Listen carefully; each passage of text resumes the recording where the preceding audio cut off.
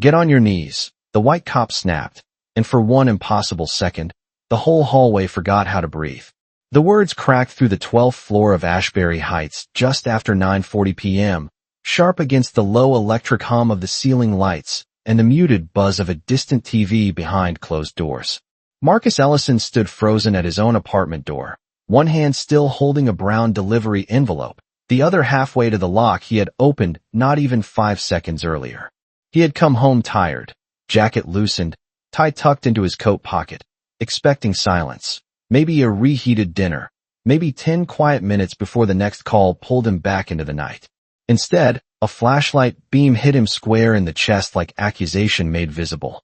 Officer Ryan Whitaker stood at the far end of the corridor in a Navy uniform pressed too stiff, his jaw set with the confidence of a man who had already decided the story before hearing a single word. His shoes struck the tile in quick, official steps, and every step made the hallway feel narrower. Marcus looked at him once, calmly, then glanced at the apartment number beside his own shoulder, as if reality itself might correct the scene. It did not. Whitaker's hand hovered near his belt while his radio hissed softly at his shoulder, and the red from the body camera blinked against the wall like a tiny mechanical eye. "Hands where I can see them," he ordered again, louder this time, and somewhere behind one of the nearby doors, a deadbolt clicked open just enough for someone to watch without being seen. Marcus slowly lifted his free hand. The envelope slipped from his fingers and landed on the hallway carpet with a dull, harmless thud. He wore no anger on his face, only the exhausted disbelief of a man who recognized the shape of trouble the moment it arrived. "Officer," he said, his voice low and controlled, "I live here." But Whitaker did not slow down. If anything, the calm in Marcus's tone seemed to irritate him more. His eyes moved over Marcus's dark skin, his broad shoulders, the late hour, the open apartment door, and stitched those details into the kind of suspicion that needed no evidence to feel real. A woman across the hall opened her door 2 inches wider. Mrs. Helen Brooks, silver-haired, robe tied tight, peered out with worry already gathering around her eyes. She knew Marcus as the man who carried groceries for her when her arthritis flared up, the man who held the lobby door open, the man who always said good evening even when no one said it first. But in that cold strip of fluorescent light, none of that seemed to matter. What mattered was the scene Whitaker wanted the hallway to believe. "Step away from the door," he said. "Now." Marcus obeyed, slowly, carefully, the brass key still caught between his fingers, glinting under the light. And that was the moment the building seemed to lean in and listen, because something about the silence felt wrong now, too polished, too brittle, like glass under pressure.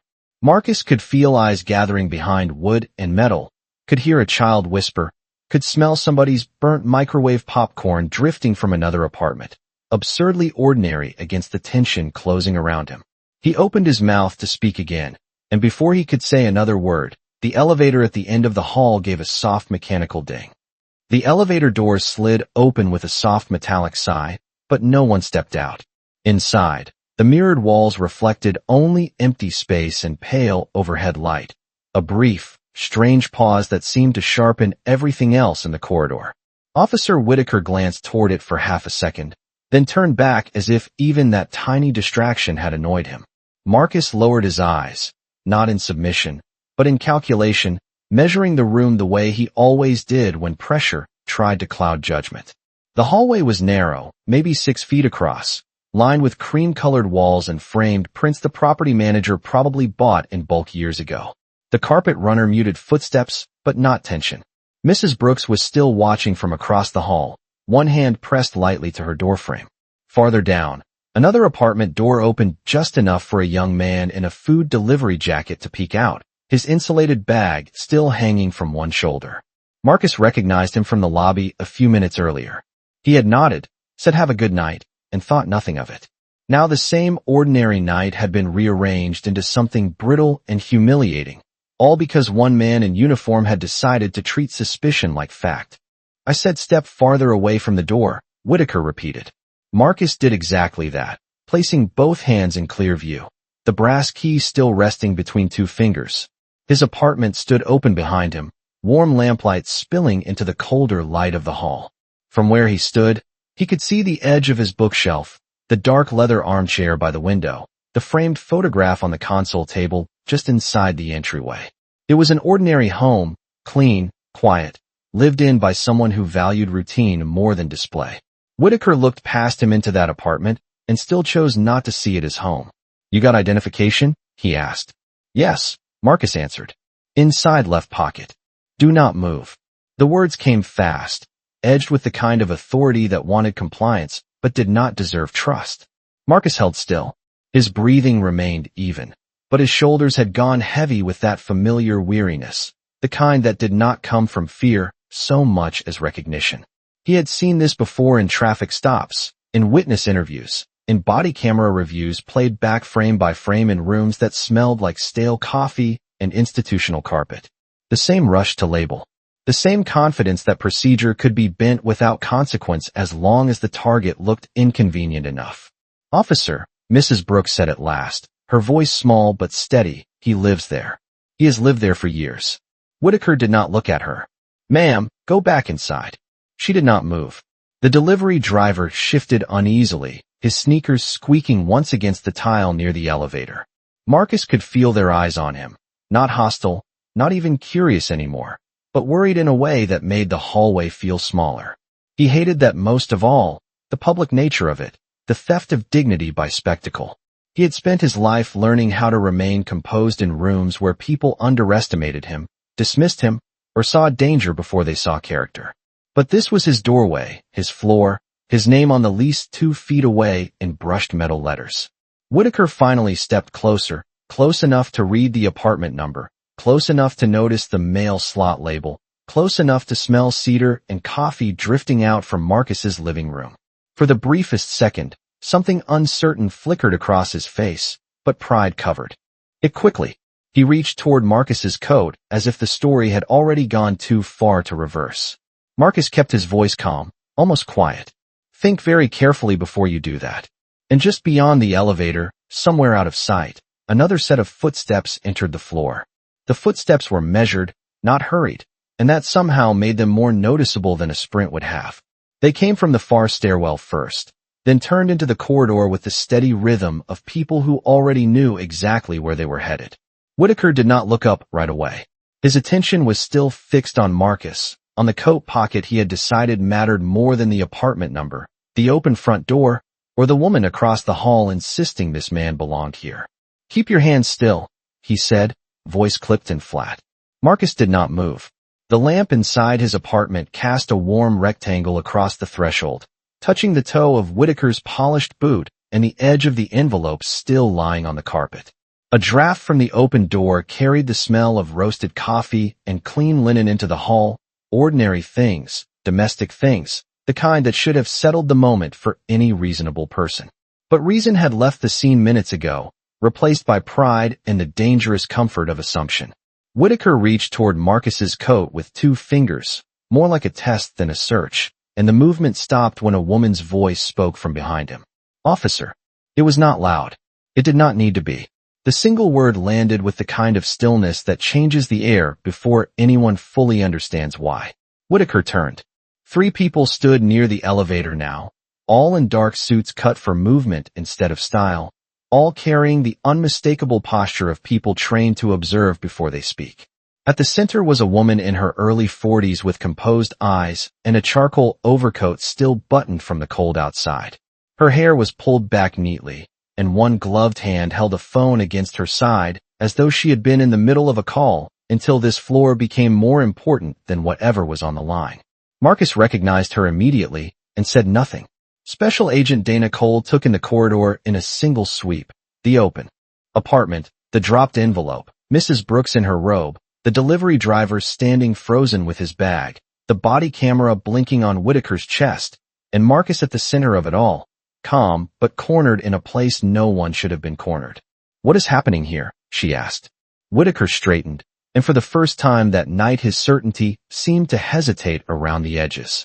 "Police business, ma'am," he said. Resident matched a description. Dana's gaze shifted to Marcus, then back to Whitaker. "Did he?" She did not phrase it like a question. One of the men beside her, tall and broad-shouldered, glanced once at Marcus and tightened his jaw, not with anger, but with recognition of a line that had already been crossed. Marcus lowered his eyes to the envelope on the floor. The corner had split open, and a sliver of federal lettering showed beneath the torn seam, hidden from everyone except anyone close enough to notice. Dana noticed. So did Whitaker, a second too late. Mrs. Brooks opened her door wider now, stepping fully into the hallway despite the chill in the air. I told him, she said, voice trembling but firm. I told him Marcus lives right there. The delivery driver swallowed hard and nodded as if confirming her words without trusting his own voice. The young child farther down the hall had gone quiet. Even the building itself seemed to hold still around the fluorescent hum and the faint mechanical whir of the camera over the elevator. Dana took one step forward, and her expression did not harden. It cooled. That was worse. Officer, she said, looking directly at Whitaker now. I am going to ask you one time to explain why Special Agent Marcus Ellison is being detained outside his own apartment. The question did not echo, yet it seemed to settle on every door, every wall, every face in that corridor with the weight of something official and irreversible. Officer Whitaker blinked once, then twice, as if his mind needed time to rearrange the scene into one he could still control. The body camera on his chest kept blinking its tiny red light. The overhead fixture above apartment 12B gave off a sterile glow that flattened everything, turning the warm spill of Marcus's living room into a narrow strip of gold surrounded by institutional white. Dana Cole did not raise her voice. She did not need to. Years in federal service had given her a way of standing perfectly still that made other people feel suddenly aware of every choice they had made in the last 60 seconds. Whitaker drew in a breath. Ma'am, this individual matched a suspect description in a burglary alert from 3 blocks over. I was conducting a lawful stop. His words came out polished, but the polish was rushed, laid on too quickly, and everyone in the hallway could hear it. Marcus finally lifted his eyes from the envelope on the floor and looked straight ahead, not at Whitaker, not at Dana, but at the middle distance the way a man does when he is keeping his composure for reasons bigger than pride. Dana glanced once at Marcus's wrists, then at Whitaker's hand still hovering too close to Marcus's coat, and something in her expression dimmed into a colder kind of understanding. A lawful stop, she repeated softly. At his own residence. Whitaker straightened further, clinging now to protocol the way a drowning man clings to driftwood. He was noncompliant. Mrs. Brooks actually let out a sound at that, a small disbelieving breath. The delivery driver shifted his weight and opened his mouth, then closed it again, caught between fear of speaking and shame at staying silent. Marcus turned his head slightly toward Dana. I identified my residence, he said. His voice was even, almost too even, and that made the truth in it sharper. I informed the officer my identification was in my left inside pocket. I did not move because he ordered me not to move. Dana nodded once, slow and deliberate, as though marking each sentence for later. One of the agents beside her, Special Agent Trevor Mills, stepped a fraction forward and looked at the apartment number, the lease nameplate, the package on the floor, and then the still open door with the kind of attention that built cases brick by brick. He did not speak. He did not have to. Whitaker felt the shift anyway. Look, he said, and the word came out too fast, already defensive. I did not know who he was. Marcus's gaze finally landed on him then, calm and level, and there was no triumph in it, which somehow made it worse. That was never the problem, Marcus said quietly. The hallway fell still again. Dana let those words hang there for a full second before she crouched just enough to pick up the torn envelope from the carpet with gloved fingers. She turned it over. The federal seal, partly visible through the split paper, caught the overhead light in dull blue and gold. She did not need to open it. She only looked at Whitaker and asked, "Did you check the name on the package?" Whitaker said nothing. "Did you verify the apartment number before initiating contact?" Still nothing. Somewhere behind one of the doors, a television laugh track rose faintly and then cut off, as if somebody inside had muted their screen to hear every word. Dana handed the envelope to Trevor Mills, then took one measured step closer to Whitaker. Not threatening. Not dramatic. Just close enough that he had to stop pretending this was still a routine misunderstanding. "Officer," she said, each word clean and clear. "You are standing in a hallway with a resident witness, building surveillance, your own body camera, a marked residence, and a federal agent who followed your commands. So I will ask again, and this time I suggest you answer carefully. Why is Special Agent Marcus Ellison being treated like a criminal at his own front door? Whitaker swallowed, and for the first time that night, the certainty left his face completely. Whitaker's mouth opened once, then closed again, and in that thin slice of silence the whole hallway seemed to understand that the night had crossed into something he could not simply talk his way out of. The confidence that had carried him down the corridor minutes earlier was gone now, replaced by the stiff, brittle posture of a man trying to keep his balance on a floor that had suddenly turned slick beneath him. Dana Cole watched him without blinking. Trevor Mills stood to her left, one hand lightly resting near the envelope, the other already reaching into his coat for a phone he had not yet raised. Mrs. Brooks remained in her doorway, chin lifted despite the tremor in her shoulders. The delivery driver had set his insulated bag on the floor without realizing it, his attention fixed completely on the scene in front of him. Marcus stood at the center of it all, still, composed, his open apartment glowing behind him like evidence of a life that should have been obvious to anyone willing to. Look, I made a judgment call, Whitaker said at last, but the words sounded smaller than he meant them to. Dana tilted her head a fraction. Based on what? Whitaker glanced once at Marcus, then away. He fit the general description. Marcus did not react. He did not need to. The statement sat in the air with all its hollowness exposed. Dana's voice stayed level. Height, build, clothing, or skin. Nobody moved. Even the fluorescent hum overhead seemed to sharpen around that single word. Whitaker's face changed, not dramatically, but enough. A tightening in the jaw, a flicker in the eyes. The brief instinct to deny something he suddenly realized had been visible from the start. That is not what I said, he answered, and Dana gave the smallest nod, as if acknowledging the distinction while dismissing its usefulness. No, she said. It is what everyone here heard. Mrs. Brooks drew a quiet breath through her nose. The delivery driver finally found his voice. He told you he lived here, he said, almost apologetically, as though speaking up too late required an apology of its own. I heard him. Whitaker turned toward him, and for a second the old reflex came back, that habit of shutting people down before they could become a problem. But he stopped himself because there were too many eyes now and not enough authority left to carry the gesture. Marcus lowered his gaze briefly to his own hands, then back up to Dana. The restraint in him was not passive. It was disciplined, deliberate, the kind forged over years of walking into rooms where emotion was always waiting to be used against him. My badge is in the inner pocket, he said. The officer chose not to check it. Dana looked at Whitaker. Is that true? Whitaker did not answer quickly enough. Trevor Mills stepped in then, not loud, not theatrical, just precise. Hallway camera at the elevator. Door camera above 12B. His body camera. Civilian witnesses. Open residence. Federal materials on scene. Each item landed like a marker driven into the ground. This is no longer a misunderstanding. This is documentation. The word changed the temperature of the corridor. Misunderstandings fade. Documentation remains. Whitaker knew that. Marcus knew that. Dana knew it better than either of them. She took another step, not toward conflict, but toward clarity. Officer Whitaker, she said, you are going to remove the restraints, step back from Special Agent Ellison, and wait for your supervisor and internal affairs to arrive. Whitaker stared at her, and for one dangerous second it seemed pride might make him hesitate again. Then he looked past Dana and saw what she had already seen reflected in the black glass of the hallway window at the far end. Every angle, every witness, every detail that would still exist tomorrow morning and the morning after that, and in every room where this night would be replayed. His hand finally moved, slower now, emptied of swagger. Marcus did not flinch. He only stood taller the moment the pressure left, straightening his coat cuffs with calm hands while the red marks at his wrists caught the cold overhead light. No one spoke.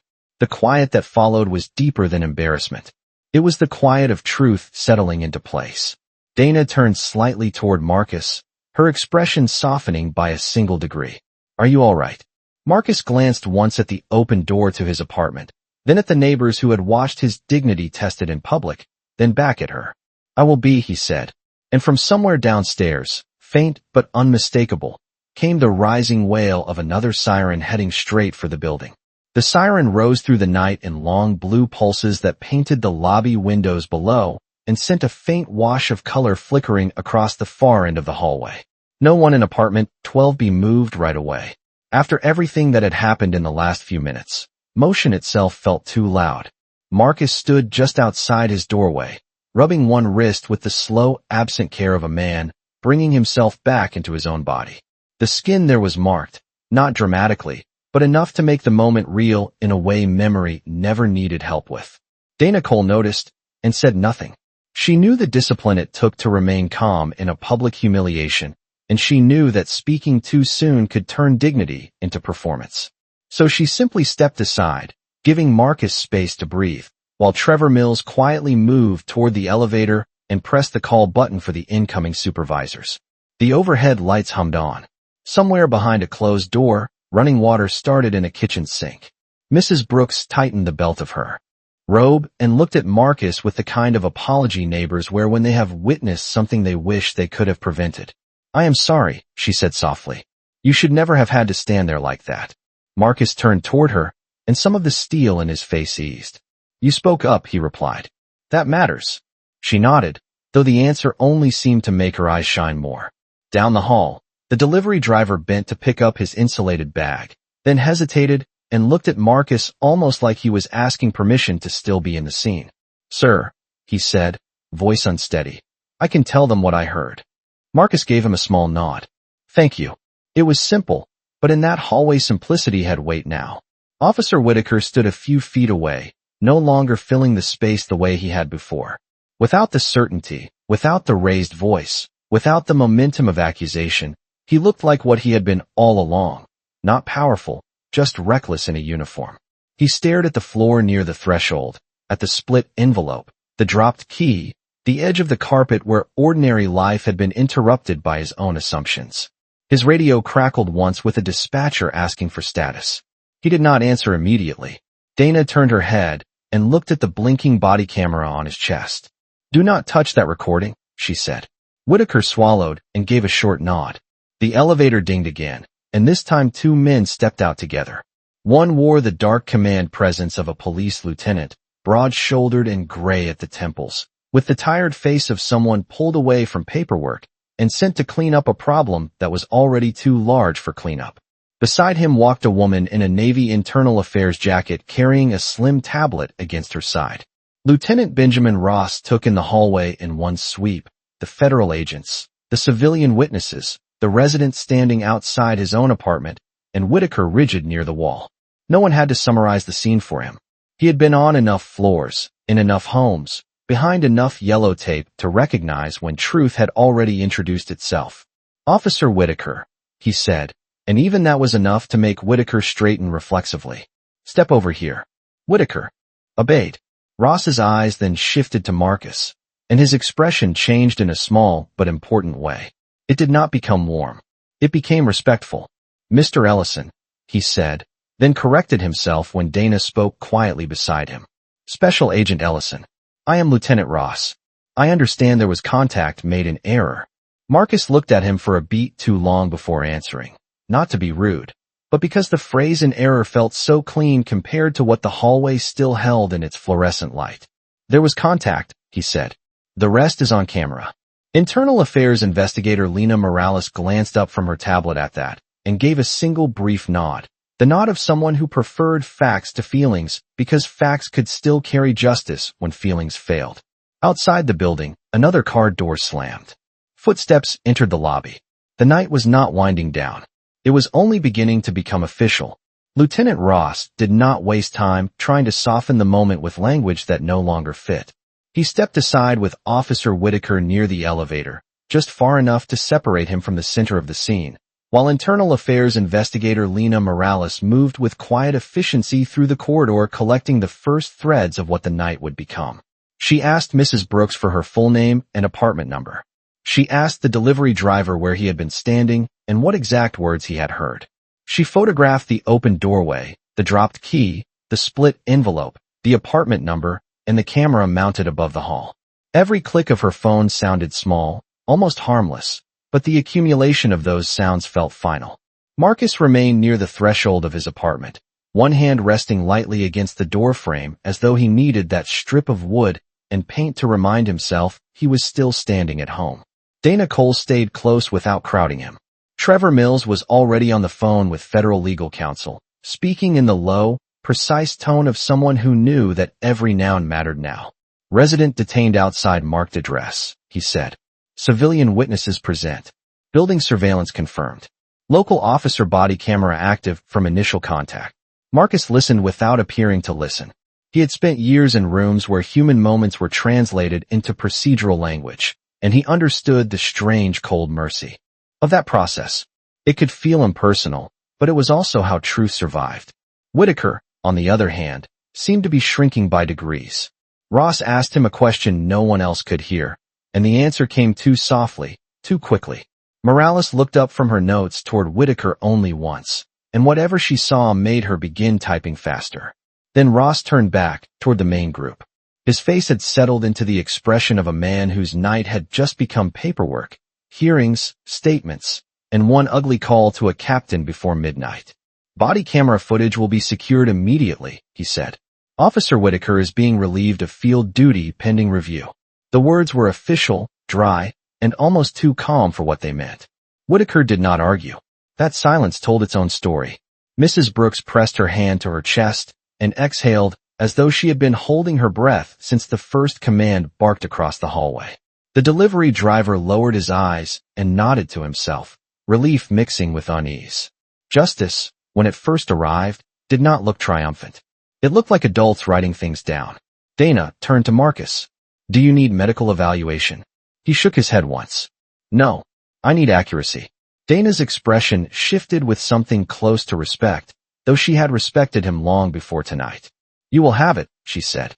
Morales stepped closer then, tablet in hand. Special Agent Ellison, I need your statement while details are fresh. Marcus looked past her for a moment into his apartment. The lamp by the chair was still on. His jacket lay folded over the armrest where he had dropped it earlier that morning before leaving for work. A mug sat in the sink. The ordinary life waiting inside seemed almost unreal now, like a photograph from before a storm. You will get it, he said. But I want the residents' statements preserved first. Morales nodded. She understood exactly what he meant. Public humiliation became easy to minimize when the first witnesses were not taken seriously. Marcus knew that. Dana knew it too. Ross glanced at Marcus then, and for the first time there was something like shame in the local lieutenant's eyes, not personal guilt, but the institutional kind, the heavy recognition of what a badge could do when carried by the wrong instincts. This should not have happened, Ross said. Marcus met his gaze. No, he replied, calm as ever. It should not have. Another elevator arrived, this one carrying a property manager in rumpled clothes and a building security supervisor clutching a ring of keys and looking like he had been dragged out of a late dinner. The hallway was filling now with systems, procedures, people whose jobs began only after damage had already been done. Morales asked the security supervisor for immediate access to the floor footage. Trevor Mills ended his call and informed Dana that federal counsel wanted a preservation order filed before dawn. Mrs. Brooks quietly invited the delivery driver to stand nearer her doorway, as if human decency could still reclaim some small corner of the hall. Through it all, Marcus did not raise his voice. He did not demand apologies. He did not need to. The scene had already shifted in the deepest way possible. A man who had been treated like a threat minutes earlier was now the still point around which every official action turned. And at the far end of the corridor, under the flat fluorescent lights, Officer Whitaker finally looked up and understood that the night was no longer about what he had assumed. It was about what everyone else had seen. By the time the first statements were finished, the hallway no longer felt like part of an apartment building. It felt like a record in progress. Lena Morales stood near the wall camera with her tablet angled up, checking timestamps against dispatch logs while the building's security supervisor unlocked access to the surveillance feed from his laptop. Trevor Mills remained on the phone, now speaking with the clipped certainty of someone laying the foundation for consequences that would reach far beyond one floor and one embarrassed officer. Dana Cole took Marcus's statement quietly at the threshold, not because she wanted privacy, but because she wanted precision. Marcus gave it the way he gave everything important, in clean details and controlled sentences. The time he returned home. The package in his hand. The exact wording of the commands.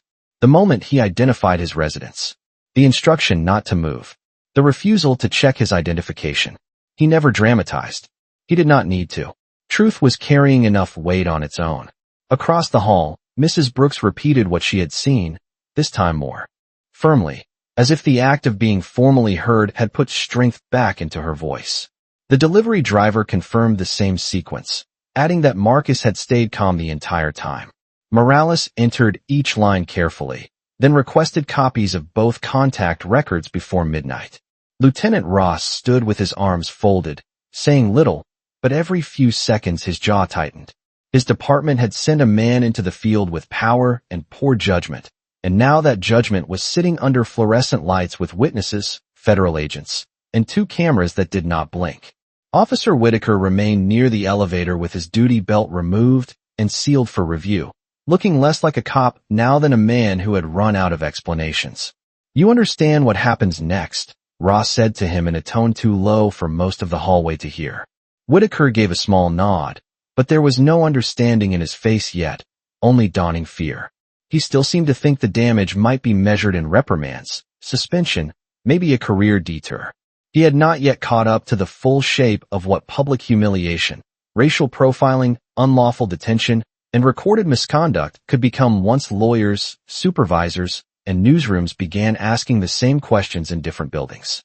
Inside apartment 12B, Marcus finally stepped in long enough to place his keys on the entry table. The simple sound of metal touching would made him pause.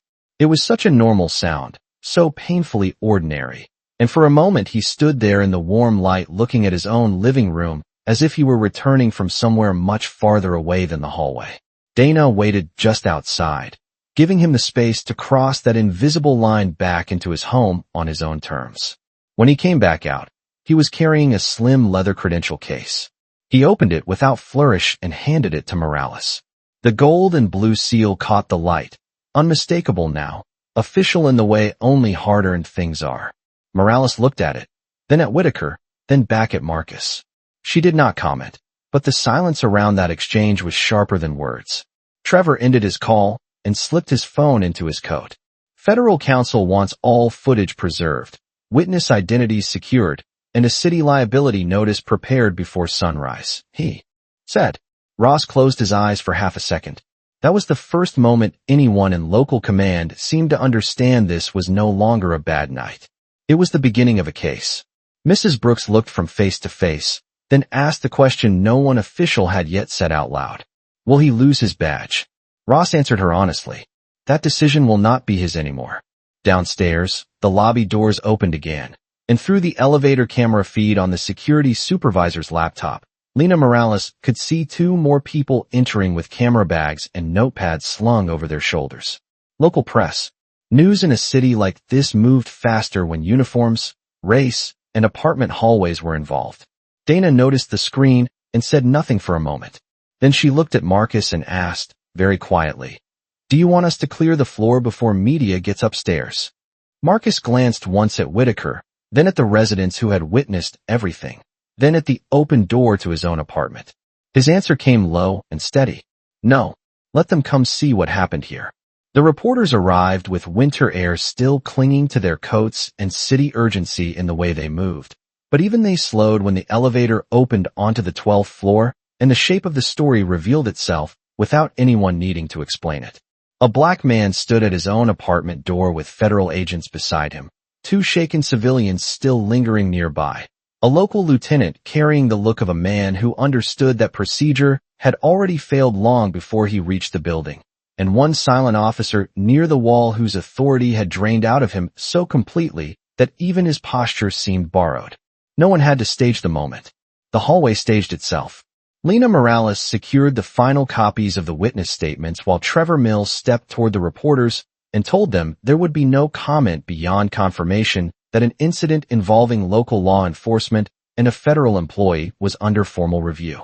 Cameras remained lowered for now, but microphones were already live, red dots glowing in small patient circles. Marcus noticed that and felt something settle in him, not anger, not even vindication, but the sober understanding that what had happened here would no longer belong only to memory. It would exist in footage, in reports, in testimony, in the slow machinery that turned humiliation into accountability. Dana Cole stood beside him, close enough to signal protection, far enough to preserve his dignity.